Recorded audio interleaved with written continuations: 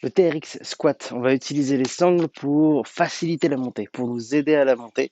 Et c'est vraiment l'intérêt de faire les squats avec les sangles. On va venir se placer une poignée dans chaque main, longueur moyenne, et les coudes collés sur les côtes de chaque côté du buste, mais vraiment collés, en contact, avec une légère pression, même si c'est possible. On va venir placer les pieds position de squat, donc légèrement un peu plus écarté que le bassin, à peu près la largeur des épaules, pointe de pied ouverte vers l'extérieur. Et on va venir à chaque fois dans cette position finale, là, buste droit, poids du corps sur les talons, jambes tendues, et puis les coudes collés, serrés, même contre les côtes.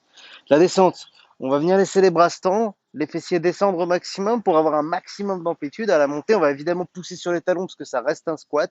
Et en fin de mouvement, si besoin, on va venir tirer un tout petit peu les coudes vers l'arrière pour les ramener au niveau des côtes, là où ils étaient au départ. Donc on s'accroupit, on pousse sur les jambes, on fait un léger tirage qui va assister un petit peu cette montée. Ça doit rester un léger tirage. Le mouvement, c'est essentiellement des jambes. Et les bras sont là juste pour assister un petit peu au mouvement, comme si on voulait tricher un tout petit peu et mettre un tout petit peu par l'occasion du coup de la tension dans le dos. Il y a un léger tirage, mais on doit s'assurer que ça reste un léger tirage et que les coudes reviennent systématiquement près des côtes. En bas, on est bras tendus, flexion complète au niveau des genoux, au niveau des hanches. En haut, on a les jambes tendues et les coudes en contact avec les côtes. Voilà pour le TRX squat.